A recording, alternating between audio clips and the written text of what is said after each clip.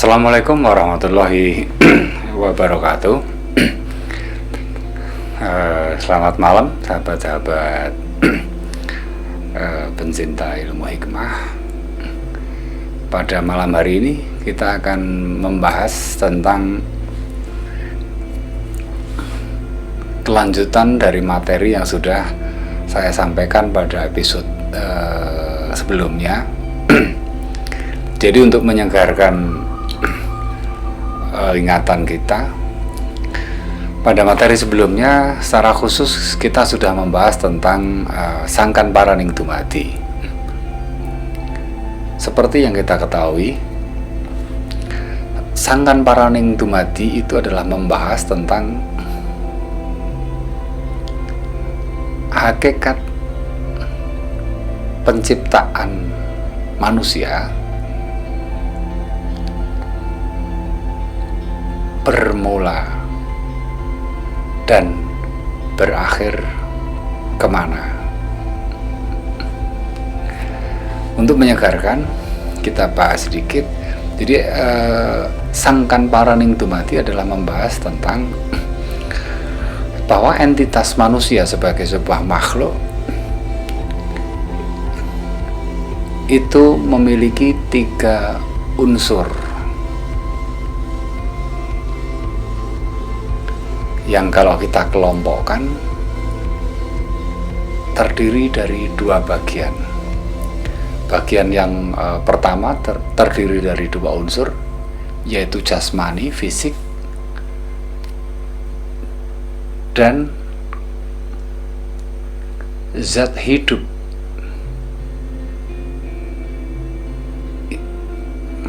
Kalau kita boleh definisikan, kita sebut nyawa, zat hidup atau nyawa yang materialnya secara umum terbentuk atau terdiri dari sebuah energi. Jadi nyawa itu adalah sebuah energi yang memiliki daya magnetisme. Dengan adanya jasmani yang di dalamnya terkandung zat hidup, energi magnetisme, ini menyebabkan jasmani itu mampu tumbuh berkembang. Dimulai dari awal proses penciptaan manusia, dari segumpal darah menjadi daging di dalam kandungan selama 9 bulan 10 hari, lalu lahir, tumbuh, menjadi dewasa, tua, dan selanjutnya. Namun selain bagian yang pertama yang terdiri dari jasmani dan zat hidup, ada satu unsur lagi yang menjadi satu kesatuan, yaitu adalah ruh, di mana ruh itu adalah material ilahiyah. Material ilahiyah yang ditiupkan langsung dari lauhin mahfud ke dalam tubuh manusia, sehingga manusia itu bisa tumbuh, berkembang, dan memiliki akal budi, karena di dalamnya terdapat ruh atau material ilahiyah. Fungsi dari ruh, dia adalah memberikan atau membawa kebijaksanaan, membawa nilai-nilai ilahiyah di dalam jasmani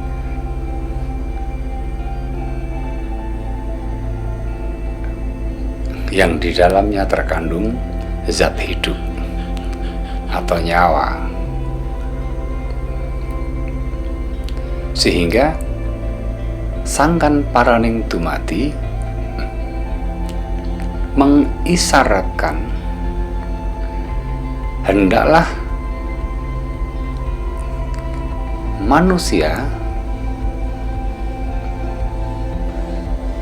yang ditugaskan untuk menjadi pemimpin di muka bumi mampu menselaraskan energi atau zat hidup yang ada di dalam jasmaninya berselaras dengan ruh, berselaras dengan kebijaksanaan ilahiyah, supaya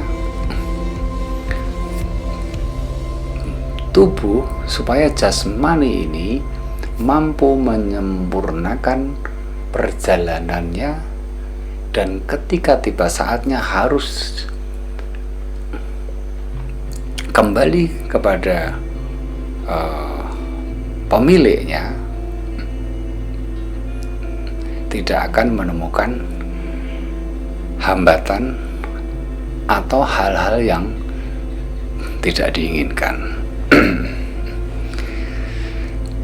Jadi sebenarnya sangkan paraning dumadi adalah memahami hakikat penciptaan manusia dan menjaga hingga sampai akhir waktunya supaya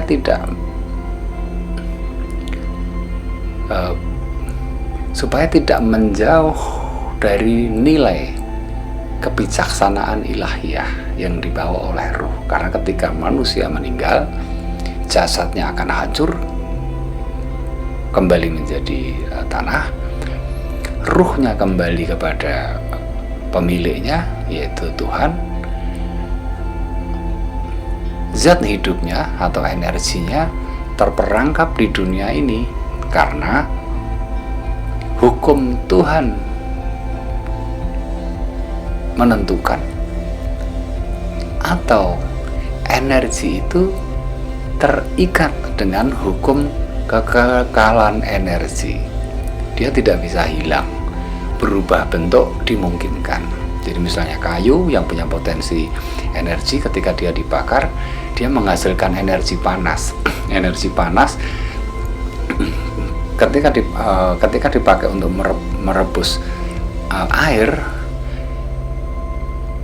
apinya, ketika kayunya habis, apinya padam, energi panas berubah menjadi energi uap dari api, dan selanjutnya energinya akan kekal karena dia terikat dengan hukum kekekalan energi, namun dia hanya berubah bentuk.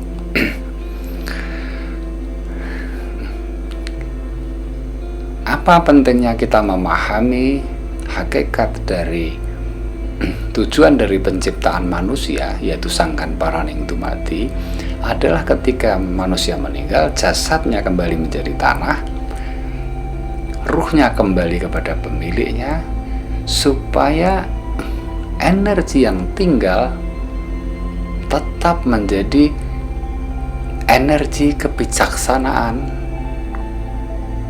sehingga tetap bisa menjadi value atau nilai kebijaksanaan ilahiyah tertinggal di bumi. Karena jasad dan energi itu adalah bentuk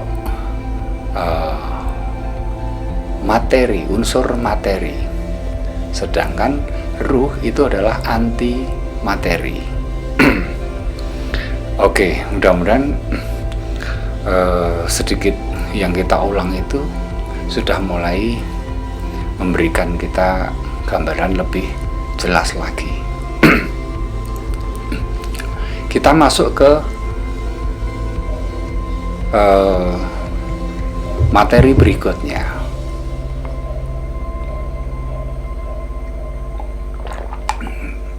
Artinya, setelah pada episode sebelumnya kita membahas tentang sangkan paraning dumadi, saat ini kita akan masuk membahas tentang beksan. Bagaimana entitas manusia yang terdiri dari material ketuhanan ilahiyah dan jasmani itu bisa diselaraskan, bisa secara harmoni membentuk suatu keselarasan supaya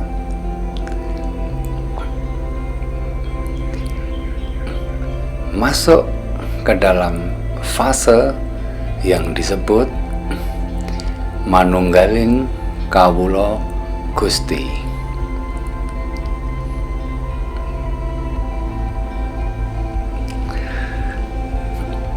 Mungkin teman-teman bertanya, apa hubungannya Sangkan Paraning Dumadi dengan manunggaling kawula Gusti? Oke, kita mulai membahas tentang manunggaling kawula Gusti.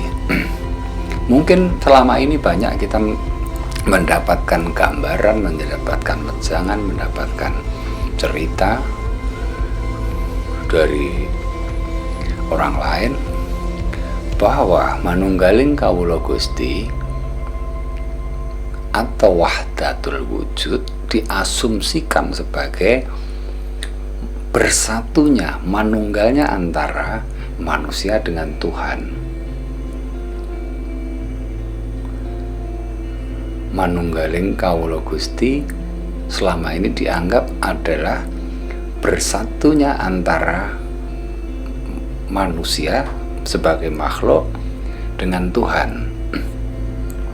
Sebenarnya tidak terlalu keliru, tidak terlalu salah.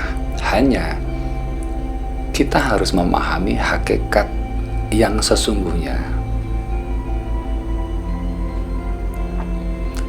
Kenapa tadi di awal ketika kita membahas ulang tentang Sangkan Paraning Dumadi, entitas manusia kita kelompokkan menjadi dua kelompok. Yang satu ruh sebagai materi ilahiyah, yang satu jasmani yang di dalamnya terkandung zat hidup, energi hidup. Karena ini adalah dua unsur yang memiliki konstanta kecepatan material yang jauh berbeda. Andai kita boleh bercerita, mungkin kita pernah mendengar cerita bagaimana Musa di masa-masa pencerahan spiritualnya,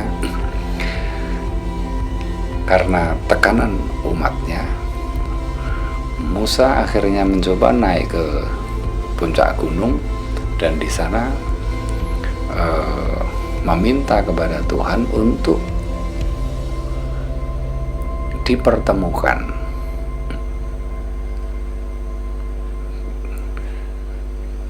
Apa yang terjadi?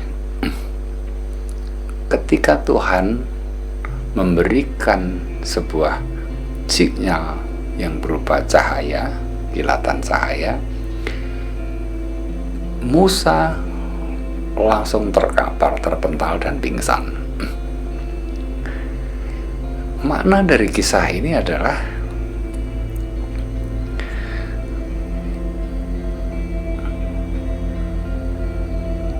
Tuhan yang memiliki kecepatan, konstanta kecepatan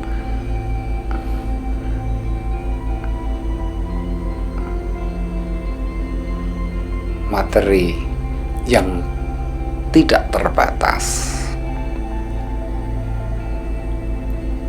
Sedangkan manusia memiliki keterbatasan. Dia punya konstanta kecepatan material yang lebih kecil. Apa yang dimaksud dengan konstanta kecepatan? Oke, kita kasih analogi yang sederhana yang mungkin bisa dipahami. Kita membayangkan sebuah pistol.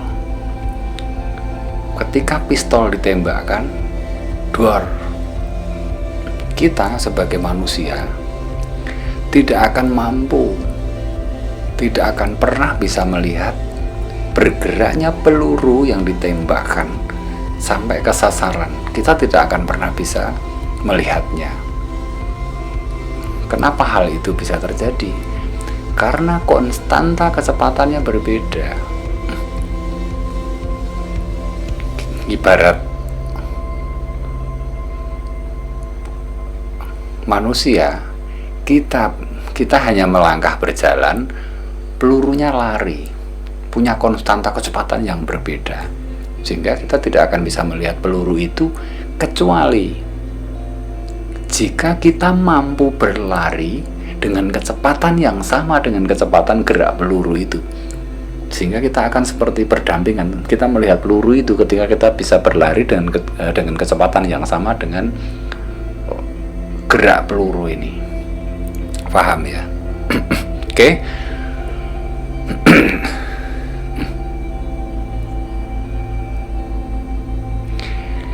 Kita kembali kepada manunggaling kawula Gusti.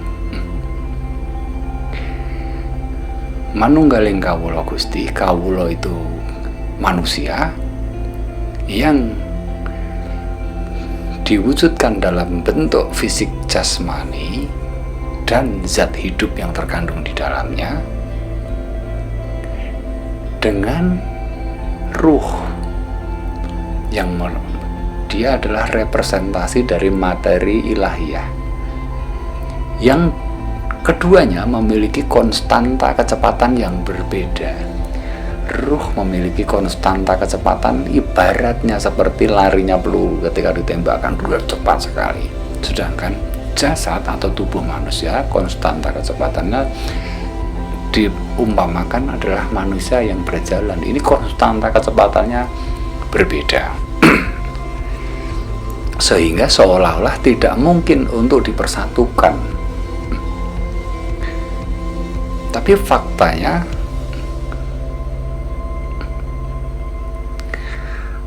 kekuasaan Tuhan sudah membuktikan bahwa dua unsur material yang punya konstanta kecepatan yang berbeda mampu dipersatukan menjadi suatu entitas manusia yang terdiri dari jasad, zat hidup, dan ruh.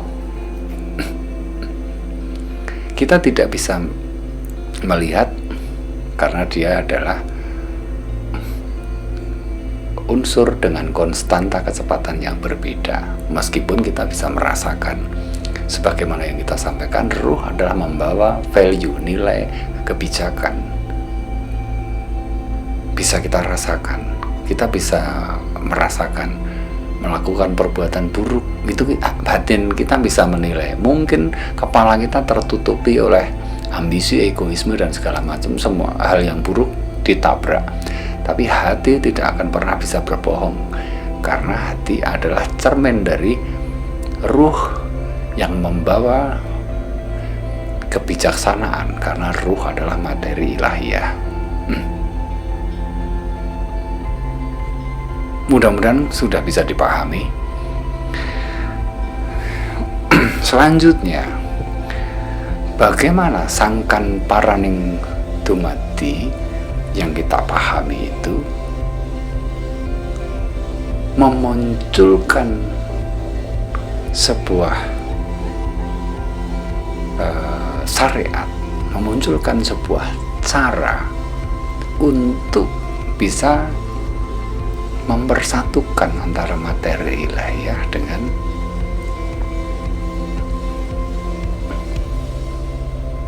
jasmani, supaya terjadi suatu kondisi yang disebut manunggaling kawula Gusti. Oke, kita lanjutkan. Sudah cukup mulai menjadi menarik pembicaraan kita malam ini. Jadi manunggaling kawula Gusti adalah bersatunya ruh sebagai manifestasi dari materi ilahiyah dengan jasmani sebagai bentuk material yang bersifat fisik keduniawian.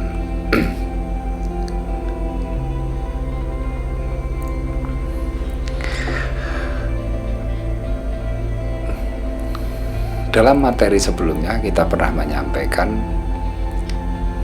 ketika kita mendapatkan ijazah dari Kanjeng Sunan Giri, kita diberikan satu ijazah, yaitu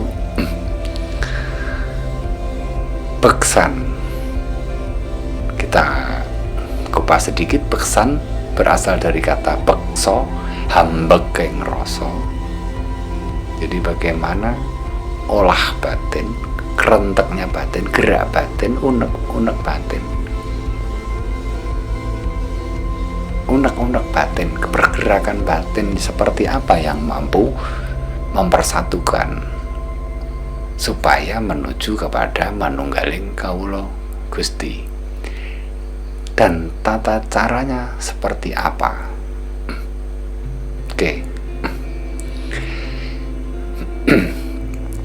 Dalam ajaran ilmu hikmah yang cukup mendasar, cukup fundamental, ini adalah dasar atau akar dari ilmu hikmah. Karena ilmu hikmah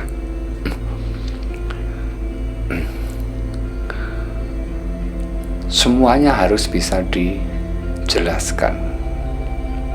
Karena ilmu tidak ada yang mitos, tidak ada yang pokoknya, tidak ada yang katanya. Semua harus masuk dalam logika berpikir kita.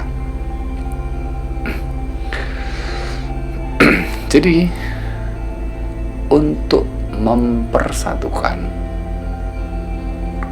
materi ilahiyah dengan jasmani supaya berada dalam satu fase yang disebut manunggaling kawula Gusti, kita mempergunakan tata cara yang disebut beksan, gerak. Bagaimana batin ini berekspresi, bagaimana batin itu bekerja. Kita mulai masuk ke praktek mempersatukan, menyatukan antara kawula dan Gusti, manunggaling kawula Gusti.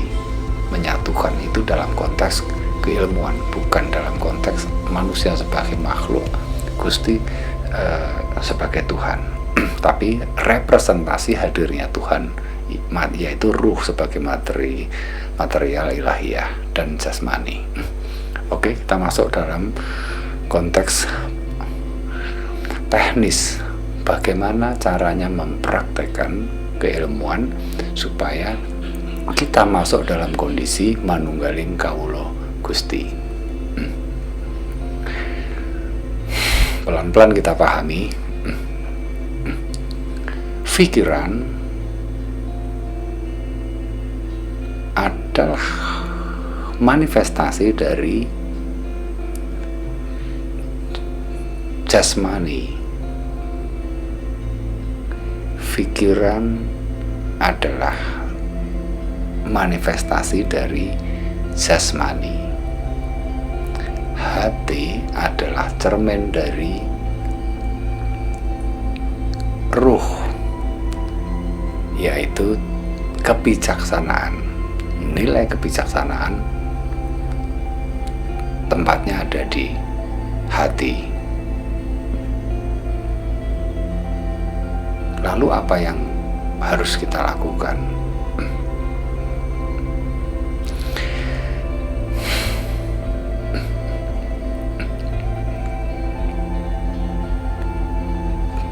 Lakukan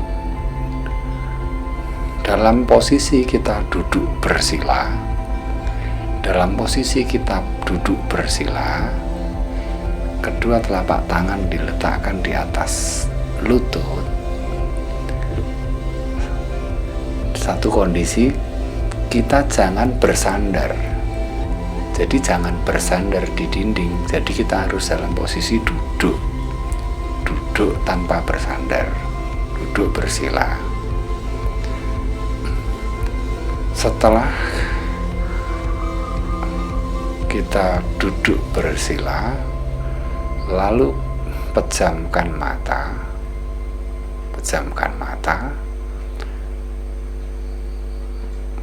Dalam posisi mata terpejam, lihatlah dada sebagai visual hati, visual hati manusia.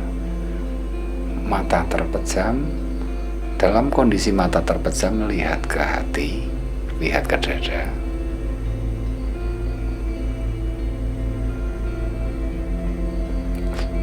Lalu mulut dalam kondisi tertutup,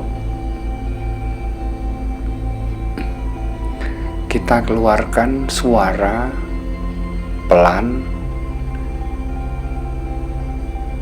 suara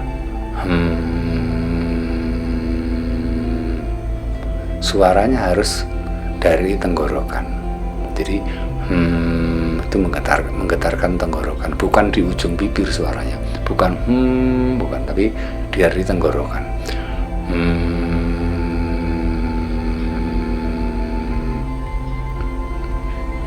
Saya berikan penjelasan supaya tuntas dan tidak menimbulkan kebingungan. Apa fungsi dari suara Fungsi dari suara itu adalah kita memaksa menurunkan frekuensi otak kita supaya turun hingga sampai pada range antara 4 dan 7 Hz. Jadi ketika itu akan memaksa frekuensi kerja otak turun antara 4 sampai 7 Hz.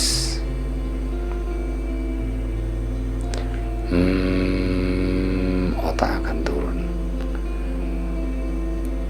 Kenapa frekuensi otak harus diturunkan? Supaya terjadi keselarasan frekuensi. Karena frekuensi hati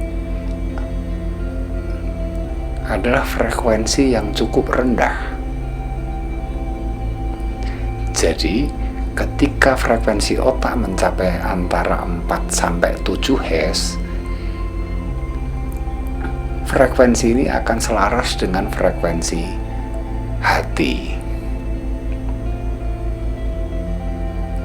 Tujuannya apa? Tujuannya ini adalah menyatukan antara jasmani, kesadaran kita,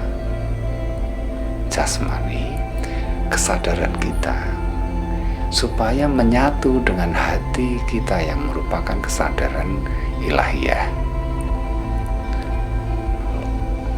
Bersila kedua tangan di atas, mata terpejam, lihat ke dada.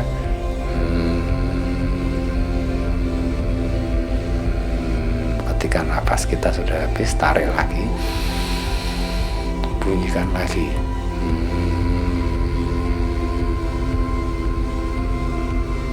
Ketika nafas habis, tarik, bunyikan lagi.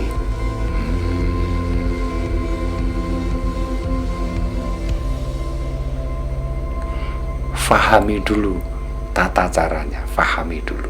Yang penting difahami dulu.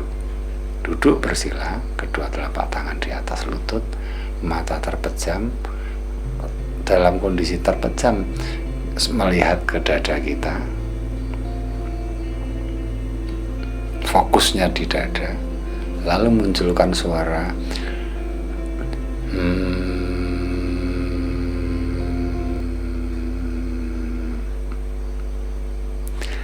lakukan secara terus-menerus. Tidak perlu dihitung berapa kali nggak perlu dihitung. Habis lakukan lagi. Tadi sudah saya sampaikan bahwa riyadhah, pikiran akan melahirkan tindakan akan melahirkan kebiasaan akan menentukan karakter akan menuju kepada satu hasil. Pikiran melakukan perbuatan, diturunkan frekuensinya dan menjadi kebiasaan, artinya sering kita latih. Rialdo, kita latih terus, akan menjadi karakter akan menjadi sebuah kemampuan tertentu, karakter. Lakukan secara terus menerus. Malam ini lakukan, besok malam lakukan lagi, besoknya malam lakukan lagi, hingga pada suatu kondisi Anda akan mengalami sebuah fenomena spiritual, yaitu perjalanan lintas dimensi. Kenapa bisa terjadi? Karena dimensi material ilahiyah sudah kita persatukan dengan materi jasmani, dalam hal ini pikiran. Kita satukan, kita persatukan, kita selaraskan dengan hati sebagai representasi materi ilahiyah. Seolah-olah kita mempersatukan dua dimensi, sehingga pada suatu fase ketika sudah mampu mempersatukan, menselaraskan antara jasmani dengan hati, pintu dimensi akan terbuka. Tentu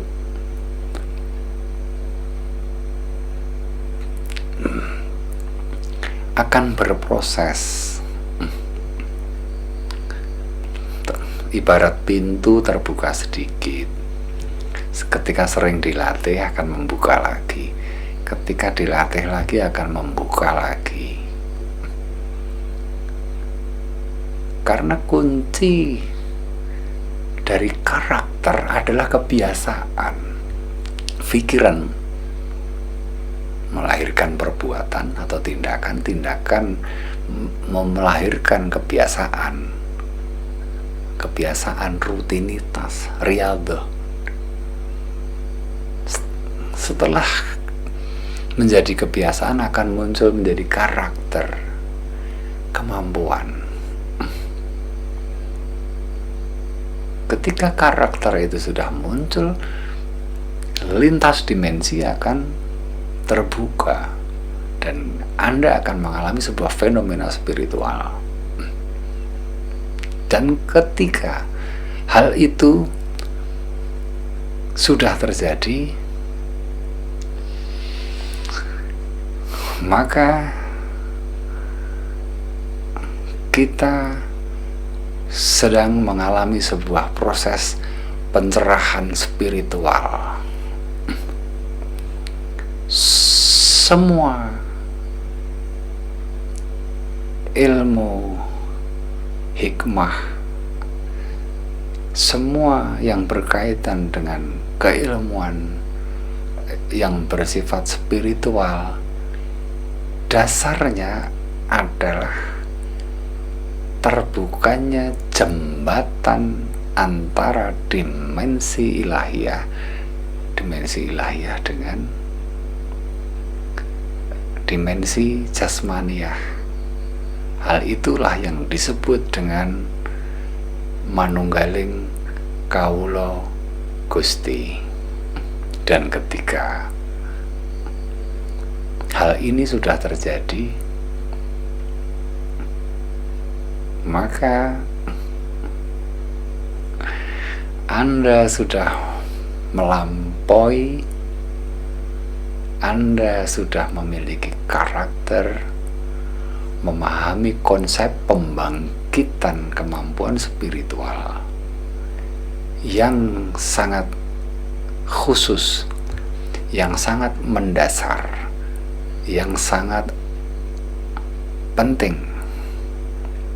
Ketika sudah sampai pada fase manunggaling kawula Gusti, maka semua keilmuan yang ada di dunia ini akan amat sangat mudah untuk dilakukan, untuk dilatih sendiri. Mudah-mudahan materi ini cukup bisa dipahami, dan saya menunggu kabar dari teman-teman ketika teman-teman sudah berhasil menyatukan dua dimensi yang berbeda, maka teman-teman sudah layak untuk disebut berhasil melampaui manunggaling kawula Gusti. Oke. Saya pikir materi manunggaling kawula Gusti sudah cukup. Hanya sebelum saya tutup, saya akan memberikan kisi-kisi.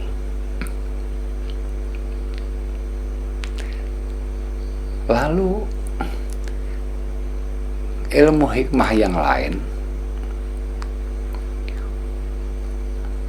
apa fungsi zikir, wirid, mantra, doa kaitannya dengan ilmu spiritual? Hubungannya apa? Apa hubungan ilmu spiritual dengan mantra, zikir, wirid, laku itu bisa puasa, kungkum, dan segala macamnya? Hubungannya apa? Penjelasannya adalah begini. Setiap yang kita lakukan setelah kita mencapai pada fase manunggaling kawula Gusti,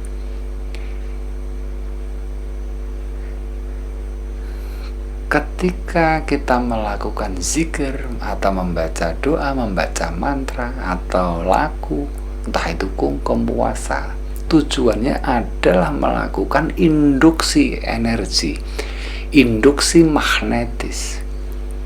Jadi energi yang ada di dalam doa yang kita baca, mantra yang kita baca, atau energi yang ada dari laku yang kita lakukan, entah itu kungkum, puasa, energinya akan terinduksi, akan masuk mewarnai dari energi yang ada di dalam diri kita. Sederhananya, ketika kita membaca doa mahabbah, doa pengasihan misalnya, misal doa mahabbah atau doa pengasihan, ketika kita melakukan zikir, ketika kita melakukan beksan, menyatukan pikiran masuk di dalam hati tadi, maka olah spiritual ini bisa menjadi sebuah ilmu pengasihan tingkat tinggi. Ilmu pengasihan tingkat tinggi. Ketika kita melakukan penyatuan manunggaling kawula Gusti, menyatukan pikiran ke dalam batin kita, ketika yang kita serap adalah energi pengobatan, misalnya kita baca doa pengobatan, maka olah spiritual ini bisa menjadi ilmu penyembuh yang luar biasa. Demikian juga ketika kita melakukan laku atau membaca doa yang lain, doa kerezekian, doa kejayaan, mahabbah. Jadi doa yang dibaca itu energi yang timbul akan diserap masuk ke dalam getaran energi yang kita bangkitkan ketika kita melakukan beksan. Oke. Penjelasan secara detail tentang menerapkan manunggaling kawula Gusti, apa saja yang bisa dilakukan, apa saja yang bisa didapatkan, akan kita bahas khusus pada episode selanjutnya, pada episode berikutnya. Itu tadi adalah sedikit gambaran apa yang bisa kita lakukan setelah kita mampu mempersatukan antara jasmani masuk ke dalam batin kita, sehingga tercipta suatu kondisi yang bisa kita sebut manunggaling kawula Gusti, meskipun bukan hanya sekedar keresukian mahabbah. Banyak hal yang bisa kita lakukan, karena manunggaling kawula Gusti adalah menyatukan dua energi dengan konstanta kecepatan yang berbeda, sehingga kemampuan ini tentu saja mampu memberikan manfaat yang luar biasa, yang akan kita bahas pada materi berikutnya. Mudah-mudahan ini bermanfaat dan bisa dipahami dengan baik. Kita akan ketemu lagi pada episode berikutnya. Seperti biasanya, ambil yang baik dan tinggalkan yang buruk. Senang kita bisa bertemu lagi. Sampai pada episode berikutnya. Wassalamualaikum warahmatullahi wabarakatuh.